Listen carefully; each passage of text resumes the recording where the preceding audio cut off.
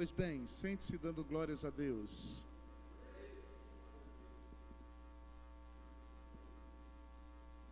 Dentro do tema do mês, que é ser padrão, ser exemplo, dar bom testemunho, o tema da mensagem de hoje não podia fugir ao tema principal do mês. Hoje nós vamos falar o quanto o nosso exemplo é precioso, ou o nosso testemunho é precioso. Então, para falar sobre isso, a gente pode contextualizar os nossos dias atuais e observar algo muito pertinente. Quais são as duas marcas dos nossos dias? O que caracteriza os nossos dias?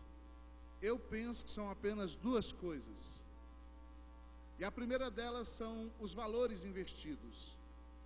Os valores estão sendo invertidos já há algumas décadas. Passaram a falar que o errado é o certo e que o certo é errado. E já arrumaram alguns outros nomes para camuflar estas falácias. Já chamam de politicamente correto determinadas coisas. Mas quando nós vamos à palavra de Deus, nem o que é politicamente correto, nem aquilo que invertem-se os valores, passa pelo crivo das Escrituras. A sociedade perdeu o rumo, virou as costas para Deus. E o problema disso tudo é a influência da sociedade e das coisas do mundo adentrando as portas da igreja e influenciando de forma pesada o que acontece dentro da casa do Senhor. Então, nos dias atuais nós temos mas muitos valores invertidos. E não é nenhum segredo que os inimigos da fé usam exatamente essa estratégia para distorcer a verdade. A verdade é absoluta e não há negócio com relação a isso. O segundo ponto que caracteriza os nossos dias atuais é o relativismo. Depois que essa coisa começou a ser ministrada de modo geral na sociedade, parece estar afetando até a igreja. Cada um defende a sua verdade. O que é verdade para um, não é verdade para outro. O nome disso é relativismo. E eu repito mais uma vez, relativismo nada mais é do que uma estratégia diabólica para dizer que a verdade não é absoluta. A verdade é absoluta. Jesus Cristo é a verdade e a vida. E Ele é o único caminho que leva o homem a Deus. É por Ele que o homem tem que se converter e se reconciliar com Deus através do arrependimento de pecado. E isso é inegociável, isso é absoluto, isso é eterno. E por mais que os homens lutem, eles jamais derrotarão a palavra de Deus, pois passará os céus e a terra, mas a palavra daquele que vive e reina jamais passará. É o que tem acontecido nos dias atuais. Valores invertidos e relativismo. E é de suma importância nós falarmos sobre esse assunto, porque esse assunto reflete exatamente quem somos nós e quem é Jesus para nós. Quando nós falamos de exemplo, nós precisamos entender que o que está em jogo não somos exatamente nós, é Cristo. Quando um de nós dá um mau testemunho, dá um mau exemplo, a pessoa, por causa de nós, abandona a igreja e nunca mais entra numa. Mas quem é que ela está abandonando? Quem é que de fato ela está rejeitando? Ela está rejeitando a Cristo por causa daqueles que deveriam ser embaixadores de Cristo, representantes de Cristo. um único mau exemplo causa mais prejuízo do que 1000 boas pregações causaria de benefício.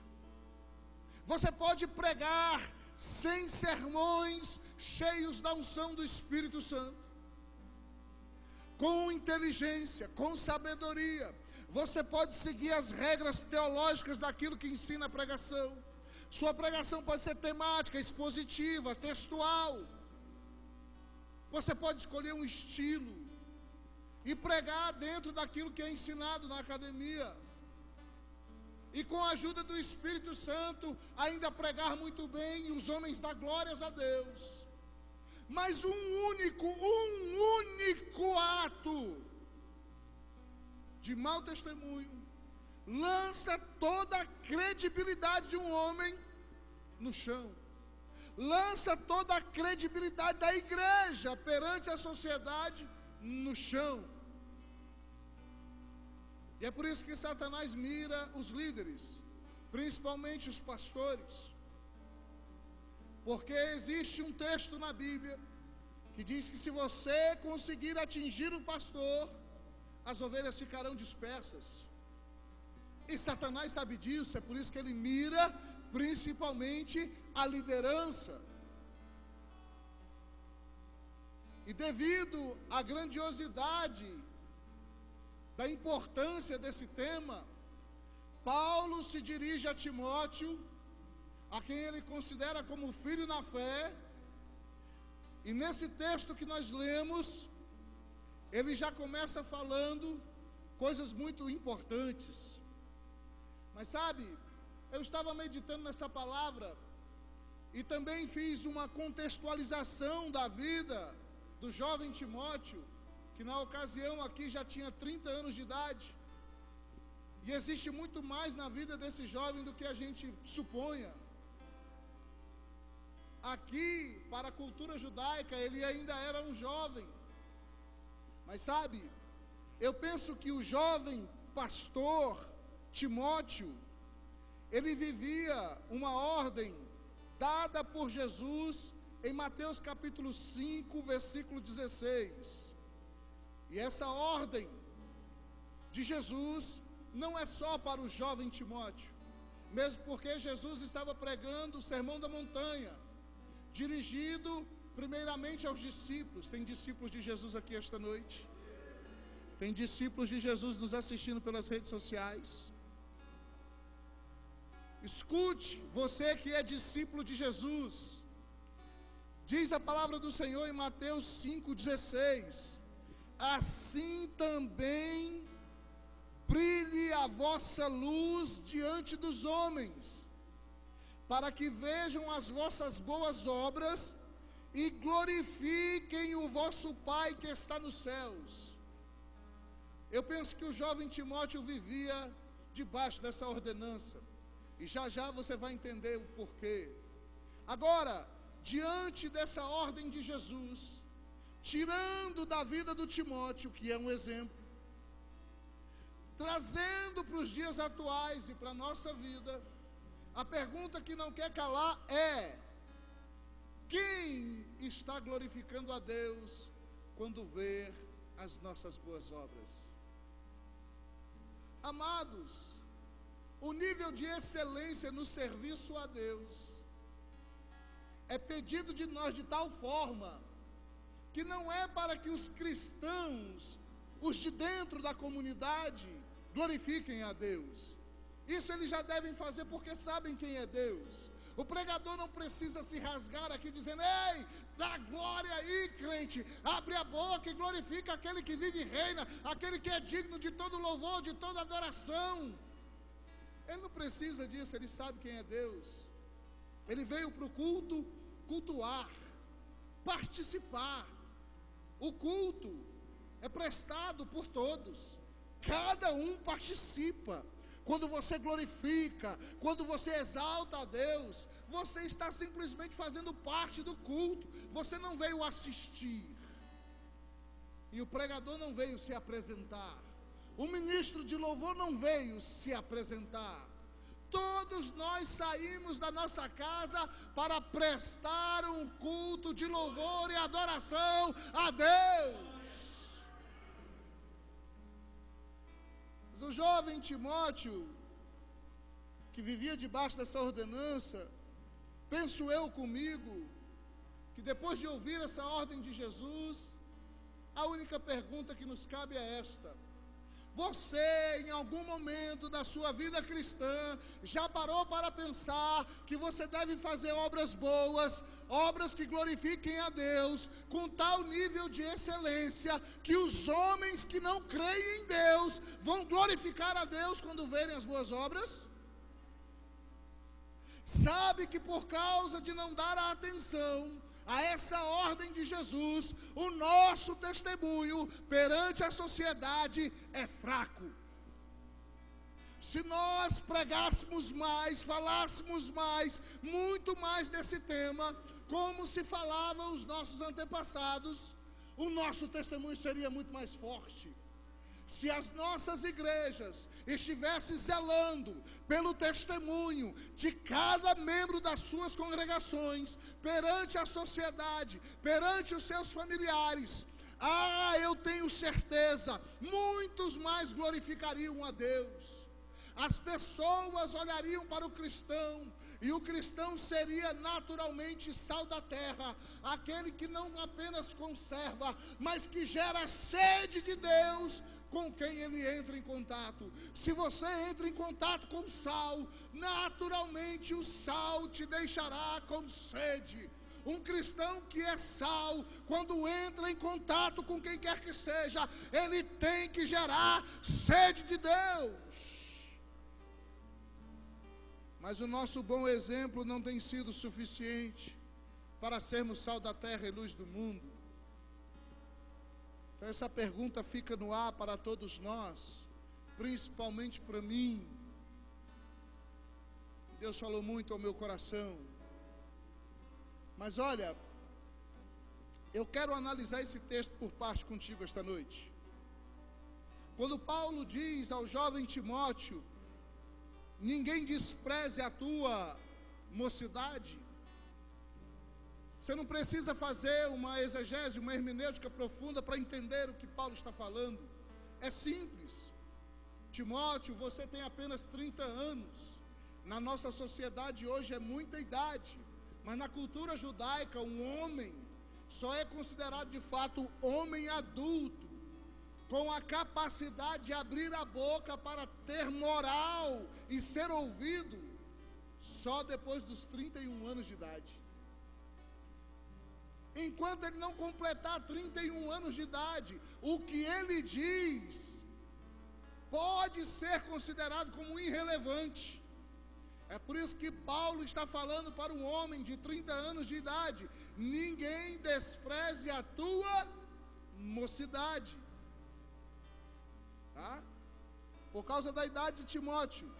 Agora, se a gente pega o jovem Timóteo e observa algumas informações da Escritura Sagrada a respeito dele, nós vamos encontrar uma aqui que é extremamente pertinente ao tema que nós estamos propondo. Observe Atos dos Apóstolos, capítulo 16, versículo 2. Aliás, eu vou ler o versículo 1 e você fica contextualizado e entende melhor. Chegou também a Déber e a Listra. Havia ali um discípulo chamado Timóteo, filho de uma judia, crente, mas de pai grego. Dele davam bom testemunho os irmãos em Listra e Icônio. Olha que coisa incrível era a vida do jovem Timóteo. Para ser padrão dos fiéis, é necessário que se tenha o bom testemunho de outras pessoas. É o primeiro requisito, e isso agrega valor ao testemunho e à palavra que sai da boca daquele homem. Quando Paulo diz: ninguém despreze a tua juventude, ele está fazendo uma ligação direta ao bom exemplo que sempre foi conservado pela vida de Timóteo, pelas práticas de Timóteo. E Timóteo é um bom exemplo a ser seguido. No entanto, apesar de Timóteo ter o testemunho de vários irmãos em lugares diferentes, de todo mundo chegar e dizer: olha, esse homem é um homem de Deus, este homem é responsável, este homem é íntegro, este homem é reto, você não encontra ele metido em confusões, em rolos, em negócios mal acabados, você não encontra o nome dele na boca dos imundos. Todos respeitam este jovem. Paulo, sabendo disso, ainda assim, depois de afirmar estas palavras: ninguém despreze a tua mocidade, ele vai dizer o seguinte, e muitas vezes a gente lê o texto e não percebe: ninguém despreze a tua mocidade, pelo contrário, torna-te padrão dos fiéis. Torna-te é uma palavra que qualquer criança consegue entender o significado. Se eu ainda vou me tornar aquilo que eu preciso ser, significa que eu ainda não sou. Vocês estão entendendo a que nível de excelência Paulo está chamando Timóteo a ser? Torna-te padrão dos fiéis. Você ainda não é. Tem o testemunho de uma turma aqui dizendo que você é excelente. Mas eu não quero que você seja apenas excelente, eu quero que você seja o padrão dos fiéis. Irmãos, eu quero que você entenda o mistério aqui esta noite nessa palavra. Fiéis aqui, irmão, não é simplesmente os comuns da mesma fé. Não. Você lê um texto desse e pensa: a palavra fiéis está se relacionando com qualquer pessoa da congregação, com qualquer pessoa que tenha a mesma fé. Negativo.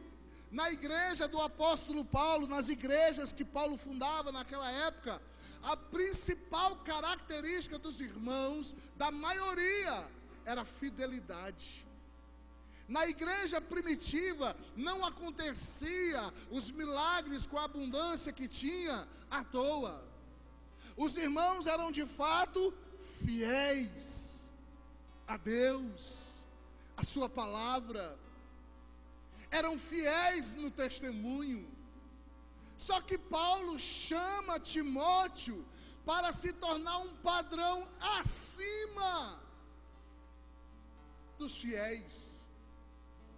Esses aqui são fiéis, todos eles são uma bênção, mas eu estou te chamando para um nível de excelência ainda maior. E eu penso que esse nível de excelência está literalmente ligado às palavras de Jesus que nós lemos esta noite, em Mateus capítulo 5, verso 16. Assim brilhe a vossa luz diante dos homens, e eles glorifiquem a Deus pelas vossas boas obras. Quem nesta noite está preocupado com isso? Por não estar preocupado com isso, muitos de nós têm perdido tempo na vida e foco, porque a nossa missão é esta. Não pense você que nós vamos ganhar a alma só com conversa. As palavras comovem e até convencem, mas o exemplo, ele arrasta.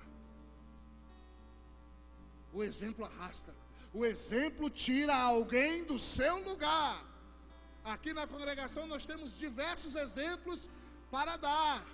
Nós temos um irmão entre nós, não está aqui hoje, eu percebo que ele não está presente, mas ele estava na seguinte situação: ele estava no mundo, ele estava viciado na bebida, ele estava indo em direção à feira para se embriagar ainda mais.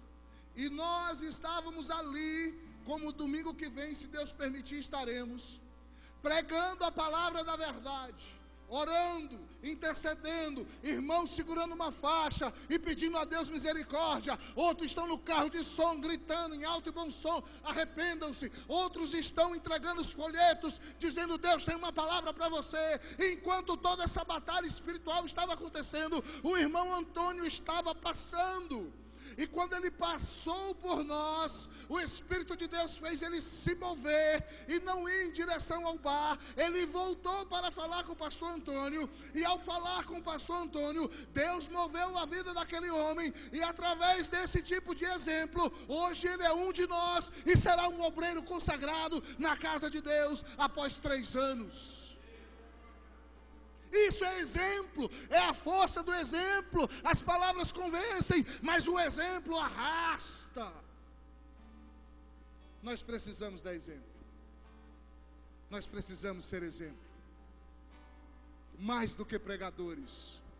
Eu concordo com o sábio quando ele diz, pregue sempre, use as palavras quando for necessário. E Paulo está chamando cada um de nós, assim como chamou a Timóteo. Eu trago esta palavra para nós, não pense você, porque ele era um pastor, essa palavra é exclusiva para o pastor Timóteo. Não, esta palavra é para o cristão, para aquele que se preza como embaixador de Cristo. Você não precisa que alguém coloque um óleo na sua cabeça para dizer, ei, você é o representante do céu.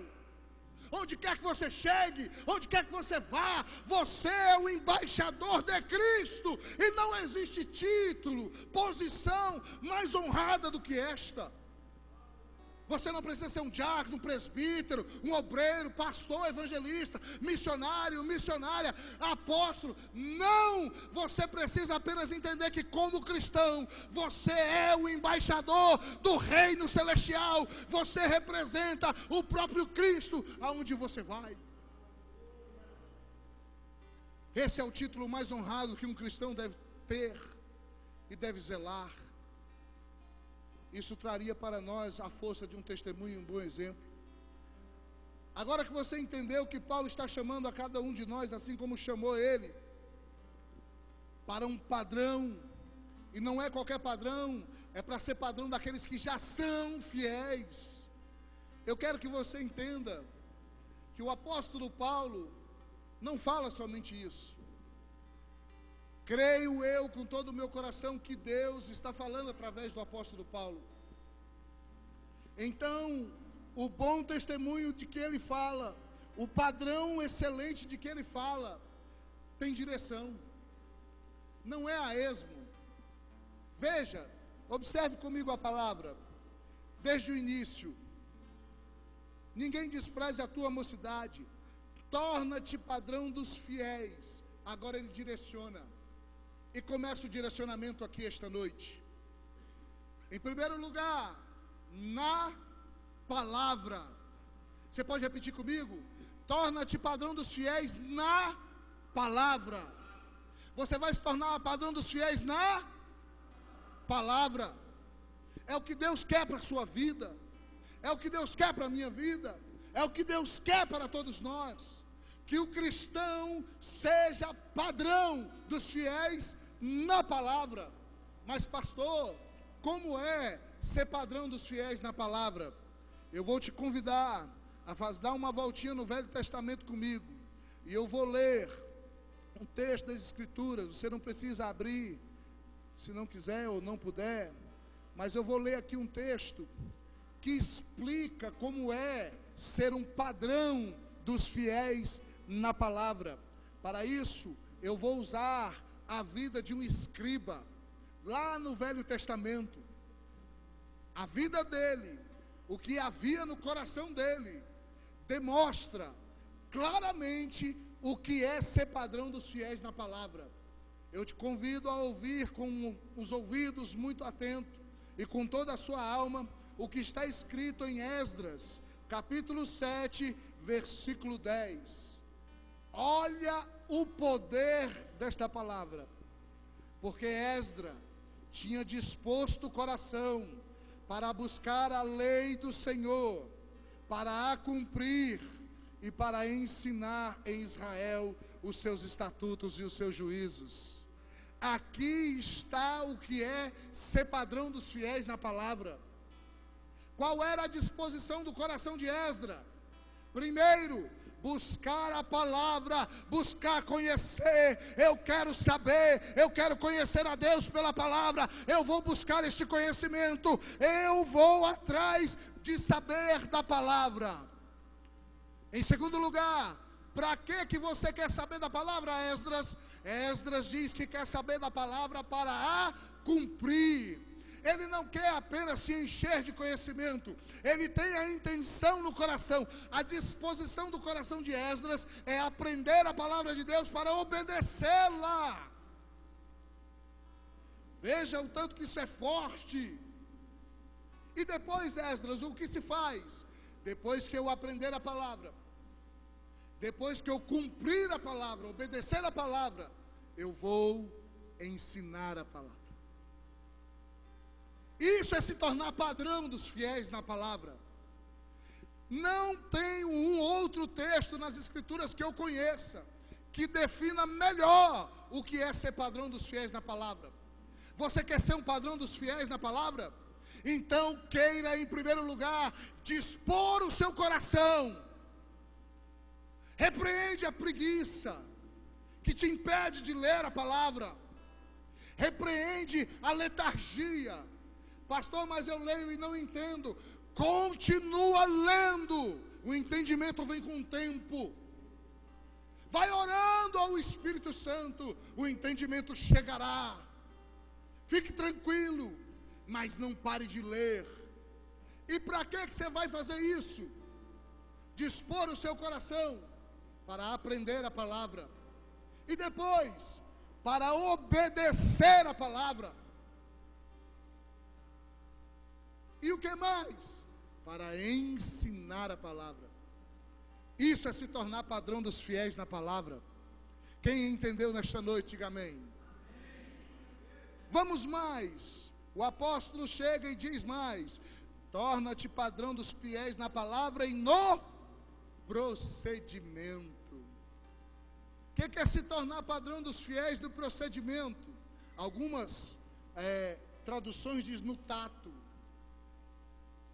com os fiéis. Eu creio que 1 Pedro, capítulo 1, versículo 15, pode retratar bem o que significa isso. A gente lê e compreende pela Escritura, porque eu não vim aqui pregar achismo, eu vim pregar o que diz a palavra. E a palavra diz em 1 Pedro 1,15, pelo contrário, segundo é santo aquele que vos chamou, tornai-vos santos também vós, mesmo em todo o vosso procedimento, em todo o vosso viver. O que é se tornar padrão dos fiéis no procedimento? É santificar todos os atos que nós fazemos. É olhar para a palavra e entender que tudo que você fizer, seja comendo, bebendo ou fazendo qualquer outra coisa qualquer, você faz tudo para a glória de Deus. Responda para Deus esta noite: os teus procedimentos atuais são para a glória de Deus? Se não são, desiste, abandona, larga isso e começa a proceder de forma a glorificar a Deus. Isso é se tornar um padrão no procedimento. É a vida santificada. O apóstolo continua, não é só no procedimento, ele diz também no amor. Ai, no amor dá um estudo completo, dá várias pregações, mas eu te convido apenas para alguns versículos, e eu quero que você ouça com a sua alma. O que é ser padrão dos fiéis no amor? É assim: o amor é paciente, o amor é benigno, o amor não arde em ciúmes, não se ufana, não se ensoberbece, não se conduz inconvenientemente, não procura os seus interesses, não se exaspera, não se ressente do mal, não se alegra com a injustiça, mas regozija-se com a verdade. Tudo sofre, tudo crê, tudo espera, tudo suporta. O amor jamais acaba. Aí alguém vai dizer assim: mas pastor, essa é a descrição do amor de Deus. Como é que a gente vai fazer isso? Simples. Para de dar desculpas, porque a ordem de Deus em Efésios capítulo 5, versículo 1 é a seguinte: sede, pois, imitadores de Deus como filhos amados. Se o amor de Deus é a descrição que a gente acabou de ler em 1 Coríntios 13, a partir do versículo 4 até a parte A do versículo 8, se essa é a descrição, então essa vai ser minha oração. Eu vou começar a orar da seguinte forma, e eu vou te ensinar a orar a Escritura. Olha só que interessante, olha que coisa mais linda. O amor é paciente. Ó Deus, eu sei que Tu és paciente. Tem sido paciente para comigo, eu, um pecador. Eu tenho sido bruto, ignorante, muitas vezes sem paciência. Mas eu quero me tornar, ó Deus, paciente como Tu és. E diz aqui na Tua palavra, eu tenho que te imitar. Mas a Tua palavra diz mais, ó Deus Todo-Poderoso, o amor não é apenas paciente, ele é benigno. E tantas vezes eu sou maldoso, meu Pai. Tantas vezes eu penso mal dos outros. Tantas vezes eu penso mal até da igreja, até dos pastores, até de todo mundo, meu Pai. O amor é paciente e é benigno. Eu quero ser assim, Pai, em nome de Jesus.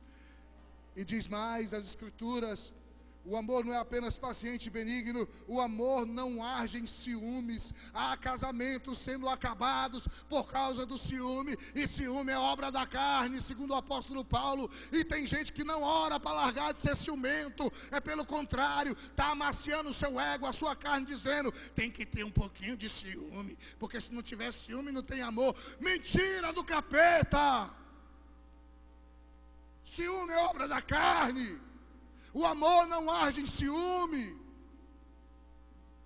Ora para deixar de ser ciumento, ciumenta por causa do ciúme. Tem homem agredindo mulher, tem mulher agredindo homem, tem casais se degladiando. Começa a orar essa palavra.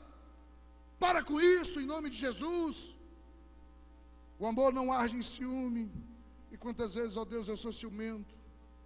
Não se ufana, não se ensoberbece. E quantas vezes falta isso em mim, Pai? Sobra soberba e falta humildade.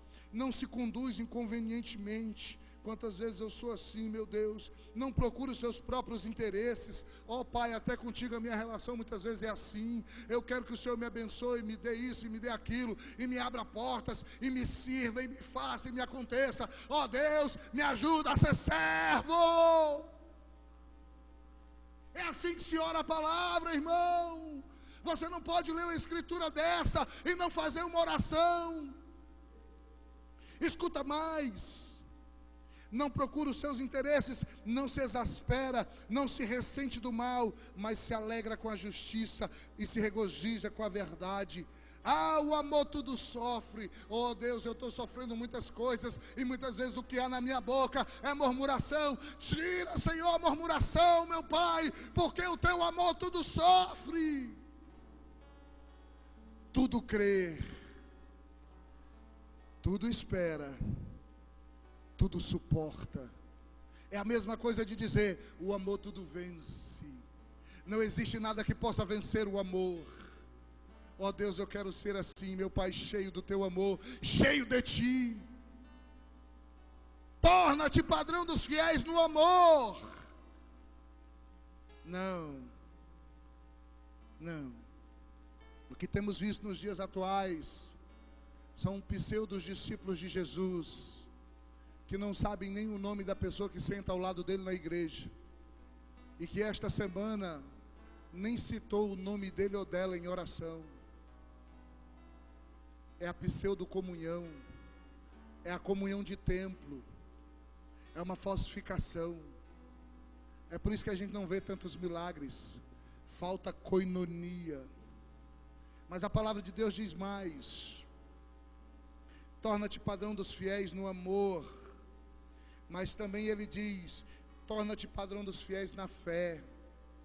E eu não conheço, irmão, um outro versículo que venha definir o que é ser padrão dos fiéis na fé, do que um que está escrito aqui em Apocalipse capítulo 12. Talvez você pensou que eu ia usar o pai da fé, Abraão. Poderia, mas Deus me trouxe para cá. Apocalipse 12, verso 11. Eles, pois, o venceram por causa do sangue do Cordeiro e por causa da palavra do testemunho que deram. E mesmo em face da morte, não amaram a própria vida. Isso aqui é fé pura. Isso aqui é ser padrão do fiel. Por que tem que ser assim, pastor, nos dias atuais? Porque o anticristo está prestes a se manifestar. E muitos de nós não estão suportando nenhum vento. Oh pastor, está tão difícil para mim, a minha luta com meu marido, a minha luta com a minha esposa, a minha luta no meu serviço. Oh pastor, está tão difícil para mim, a minha luta com as dívidas. Irmão, isso nem luta é, para ser sincero contigo. Em face de ter uma faca no teu pescoço, eu estou falando de comparação. O anticristo colocar a faca no pescoço da tua criança, por exemplo. Deus o livre que isso aconteça, acredito que a igreja já vai ter subido. Mas muitos de nós não suportaria, negaria a fé muito antes, aceitaria a marca da besta, se venderia. Muitos de nós hoje se vendem por muito menos, que dirá por algo tão forte, como é a vida de um ente querido, ou às vezes a própria vida. Às vezes a pessoa está navegando na internet e apertou o botão, se perdeu, já foi. E agora para sair daquele pecado é difícil. Há entre nós aqueles cujo discernimento é quase zero, não percebe quase nada. Eu vi uma estratégia do diabo sendo desenvolvida esses dias, e eu quero que você seja um padrão dos fiéis e preste atenção nisso. Você tem que entender as estratégias do inimigo. Agora a moda é o seguinte: vamos colocar aqui um tema na imagem. A imagem fala de um belo carro, um carro confortável, mas para que você veja essa bela imagem desse lindo carro, eu vou colocar aqui uma musiquinha mundana, satânica, demoníaca, maligna, daqueles grupos mundanos que não tem temor de Deus nenhum, que celebram o pecado, cantam o pecado. E você, querendo ver o carro, está ouvindo música mundana por tabela. O maligno não é bobo. Quando você pensar que o diabo está cochilando, ele está ao derredor procurando a quem possa tragar. Ele está procurando disperso. Aí tu está lá vendo um vídeo atrás do outro, e uma música mundana atrás da outra, entrando na tua alma, sujando teu espírito, acabando com a tua comunhão com Deus. Aí tu abre a boca, não sai nada edificante. Está bravo, está nervoso, está valente, xinga palavrão. O que está acontecendo? Está cheio de mundo, cheio, lotado, transbordando das coisas do mundo.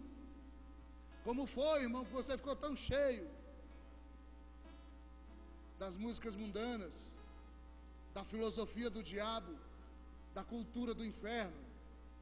E assistindo um vídeo atrás do outro, escutando a musiquinha mundana atrás da outra, com vídeos que não tem nada a ver com aquele tema. Você vigia, crente, porque a última coisa que Deus quer, e eu também quero, é te ver amanhã no mundo. O sangue de Jesus tem poder. Torna-te padrão dos fiéis até a morte. Dê sangue na canela. Podem até derramar o nosso sangue, mas nós não vamos negar a fé. Não vamos desistir de Cristo. Pelo contrário, vamos apelar ao sangue do Cordeiro e vamos zelar pelo nosso testemunho, porque esta palavra é verdade. E eles, pois, o venceram, por causa do sangue do Cordeiro, e por causa da palavra do testemunho que deram. E mesmo em face da morte, não amaram a própria vida, antes amaram a Cristo, e por ele se entregaram. E muitos de nós estão se entregando à morte, por muito menos hoje. É por isso que o nosso exemplo é tão fraco, é tão frágil. Foi-se o tempo, presbítero Divan, que a gente condenava o que era mundano com veemência, e a gente dizia: isso é mundano. Para isso eu digo não. Eu e esta coisa mundana somos opostos, somos inimigos, somos adversários. Eu não admiro a cultura mundana, a música mundana, a arte mundana, as belezas mundanas. Tem belezas mundanas? Existem belezas mundanas. Arte é bonito, cultura tem muita riqueza. É mesmo? É. E dentro disso tudo tem mais o quê? Fascinações que fascinam a alma dos homens e os arrastam para que eles vendam suas almas, negociem sua salvação. E assim o diabo torna o crente cada vez mais longe disso, ser um padrão na fé, que é o que nós não estamos vendo nos dias atuais. E por último, o apóstolo Paulo termina os seus direcionamentos ao jovem Timóteo dizendo: torna-te padrão dos fiéis na pureza. E penso eu comigo que Jesus, ele nos deu um motivo. Se a palavra de Deus não dissesse mais nada sobre isso, esse versículo que eu vou ler já era suficiente. Mas é claro, a palavra de Deus diz muito mais. Mas por causa do tempo, nós vamos ficar apenas com esse versículo. Preste atenção. Torna-te padrão dos fiéis na pureza. Mateus capítulo 5, versículo 8. Bem-aventurados os limpos de coração, porque eles verão a Deus. Será que nesta noite alguém quer ver a Deus? Será que o seu objetivo de existência é ver a face do teu Pai? É ver a face do teu Criador? Torna-te padrão dos fiéis na pureza. Peça a Deus para ser limpo de coração, porque os limpos de coração verão a Deus. Quando você lê esse texto, muito feliz e muito abençoados são os limpos de coração. Oh Deus, eu quero ser assim. A maioria de nós, irmãos, está orando pela casa, pelo carro, pela próxima oportunidade, por uma porta aberta. Boa parte de nós, irmãos, está orando diante de Deus por nossas vaidades, por nossos sonhos sociais, por realizações nessa terra. Muitos de nós já esqueceram há algum tempo a palavra do Senhor dizendo: não acumuleis para vós outros tesouros sobre a terra, mas acumulai para vós outros tesouros no céu. Isso aqui é o tesouro no céu, irmão. Orar a Deus para ter pureza no seu coração. E eu penso que dá testemunho que de fato seja valioso, precioso, passa por todas as temáticas abordadas aqui esta noite. E eu te dou um conselho. Talvez você não trouxe um caderno, uma caneta, um papel, não anotou nada, mas está gravado, está na rede social. Volta a mensagem, escuta de novo, uma vez, duas, três, até que o Espírito Santo de Deus internalize dentro de você as verdades pregadas esta noite, e elas nunca mais saiam do seu ser, elas se tornem vida na tua vida, prática nas tuas práticas, que elas moldem o teu caráter. Curva a sua cabeça e feche os seus olhos por um instante. Ó Deus Todo-Poderoso, a tua palavra foi pregada, anunciada, ministrada esta noite. E tanto os meus irmãos quanto eu, Pai, o que nós queremos é isto: tornar-se um exemplo, tornar-se um padrão. Ó Deus, nós temos dado um testemunho, nós temos dado um exemplo, mas eu creio do fundo do coração que ainda tem sido um exemplo não muito rico. E nós queremos dar um exemplo que te agrade, Pai, que seja da tua aprovação, que seja para a tua glória os nossos procedimentos. Pai, em nome de Jesus, ouça o nosso clamor esta noite. Nós queremos ser cristãos de excelência. Diante de Ti, Senhor, eu assumo as nossas culpas. Não temos sido padrão dos fiéis. Esse é o nosso pecado, esse é o nosso erro. E é isso que confessamos, Pai, te pedimos misericórdia, perdoa-nos. E leva-nos a ser padrão dos fiéis, bons maridos, boas esposas, bons filhos, excelentes obreiros, pastores segundo o teu coração, ó Deus, diáconos da qualidade de Estevão, presbíteros conforme o teu querer e a tua vontade, evangelistas, embaixadores do reino. E é o que eu te peço nesta noite, em nome de Jesus. Você que comigo concorda, diga amém. Em nome de Jesus.